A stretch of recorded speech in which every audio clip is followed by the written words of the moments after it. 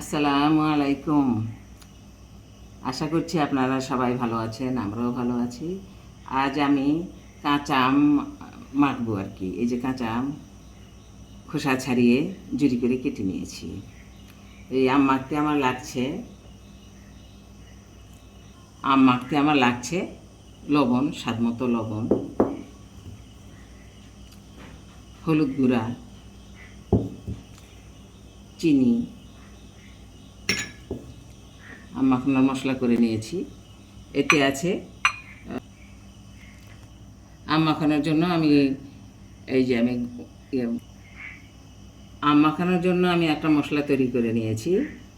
এতে রয়েছে শুকনো মরিচ, ধনিয়া, জিরা। আমি এগুলি ভেজে ব্লেন্ড করে নিয়েছি, সঙ্গে একটু বিট লবণও দিয়েছি। আমি এটা দিয়ে নিচ্ছি আমের মধ্যে। সরিষার তেল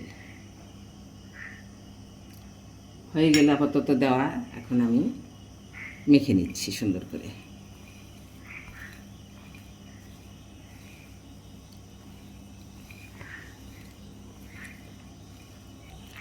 এই যে আমার মাখানো হয়ে গেছে, আমরা এখন খেয়ে নেব সবাই। কাঁচা কাঁচা আম খেতে আসলেই অদ্ভুত লাগে। আপনারাও মেখে খায়ান অবশ্য, কিন্তু এই যে মশলার সমাহার, এটা হয়তো নাও দিতে পারেন। তা আমরা এইভাবে মেখে খেয়ে দেখেছি, এর আগেও বেশ ভালো লেগেছে। প্রতি বছরেই আমরা এভাবে খাই, কিন্তু দেখানো হয়নি। হঠাৎই আমার স্বাদ জাগলো যে একটু দেখাইতো। হঠাৎই আমার খেয়াল হলো যে এভাবে আমরা খাই, এটা আমরা একটু শেয়ার করি, তো সবাই দেখুক, তাদের ভালোও লাগতে পারে। জানার তো শেষ নাই।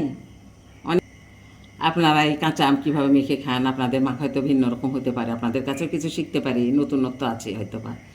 তো এই মাখাটা আপনার কেমন লাগে বা আপনারা কীভাবে মেখে খান, আপনারা একটু জানাবেন কমেন্টে। বেশ ভালো লাগবে তাহলে। আপনারা সবাই ভালো থাকবেন, সুস্থ ও সুন্দর থাকবেন। আল্লাহ হাফিজ।